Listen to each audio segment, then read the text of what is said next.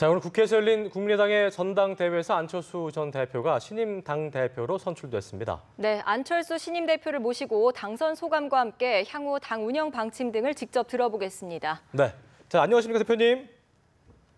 네, 반갑습니다. 일단 당선되신 거 축하드리겠습니다. 네, 고맙습니다. 자, 먼저 당선 소감부터 한 말씀 좀 해주시죠. 네, 저는 엄중하게 받아들입니다.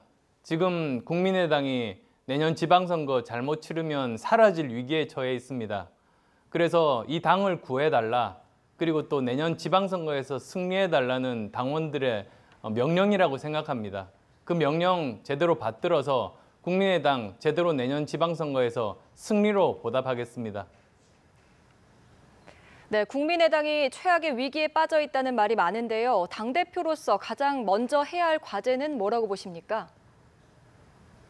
저는 세 가지 과제를 동시에 추진하겠습니다. 우선 첫 번째로는 제2창당 수준의 혁신입니다.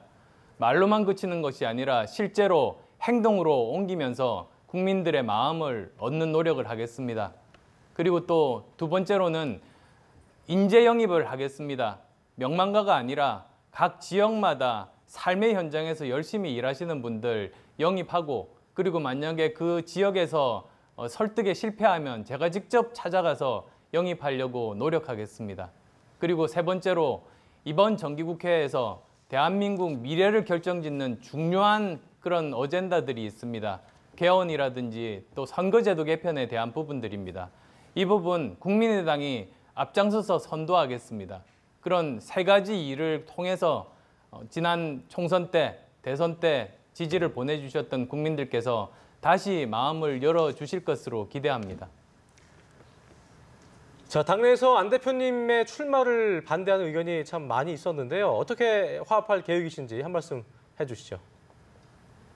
네, 처음에 반대하셨던 분들도 그 방법론에 대한 이견이라고 저는 생각합니다. 당을 구하자는 그 문제의식은 같은데 제가 지금이 나설 때인가 아닌가에 대한 그 이견들이 있으셨습니다.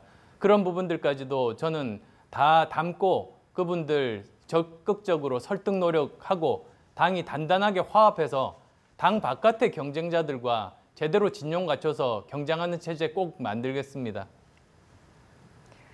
네, 국민의당이 지방선거를 앞두고 바른정당이나 더 나아가서 자유한국당과 연대할 것이냐, 이 부분에도 관심이 많은데요. 어떻습니까?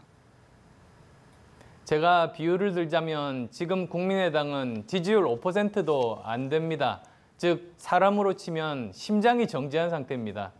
심장 안 뛰는 사람한테 가서 누구랑 연애하겠냐, 그 질문하는 것 비슷한 것 아니겠습니까? 따라서 우선 저는 전기 충격을 통해서 우선 심장이 뛰는 사람으로 만드는 게 제가 해야 될 일이라고 봅니다.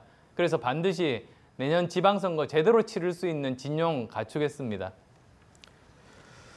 자, 대표님께서 선거운동 기간 중에 당이 원하면 어떤 일도 하겠다 이렇게 말씀하시면서 서울시장 출마 가능성도 내비치신 바 있는데요. 당대표로 당선된 지금도 그 생각이 유효하신지 궁금하네요.